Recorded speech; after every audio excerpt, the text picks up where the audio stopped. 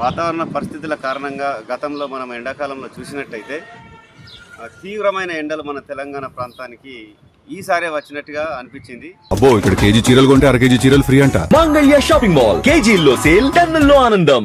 ఎందుకంటే వాతావరణ నిపుణులు కూడా చెప్పడం జరిగింది, భవిష్యత్తులో ఎల్నినో కారణంగా వానలు పడడం చాలా కష్టంగా ఉంది. అక్కడక్కడే వానలు పడతాయని చెప్పి, పడితే మాత్రం కుండపోతగా పడతాయి, లేదంటే వానలు పడే పరిస్థితి లేదని ఒకవైపు శాస్త్రజ్ఞులు చెప్పినా కానీ ఈ యొక్క రాష్ట్ర ప్రభుత్వం పట్టించుకోకుండా ఉండి ఆ మేడిగడ్డ బ్యారేజ్ను రిపేర్ చేసినట్టయితే ఎగువ ప్రాంతాల్లో కురిసినటువంటి యొక్క వరద నీరు మన గోదావరి నది ద్వారా పూర్తిగా ఇతర రాష్ట్రాలకు వెళ్ళిపోయి అక్కడి నుంచి సముద్రంలో కలుస్తుంది. ఇప్పటికైనా ప్రభుత్వం వెంటనే స్పందించి ఆ మార్గాలను మంచిగా చేస్తారా, లేదంటే ఇంకో మార్గం ద్వారా ఈ యొక్క వరదకాలకు నీరు ఇస్తారో అది తొందరగా చేసి రైతులను ఆదుకోవాల్సిందిగా. ఈ మేడిగడ్డ బ్యారేజ్ కూలిన వెంటనే ఏ ప్రభుత్వాలను ఒక ప్రభుత్వం కట్టించిందని ఇంకో ప్రభుత్వం కునుస్తూ ఉండద్దు.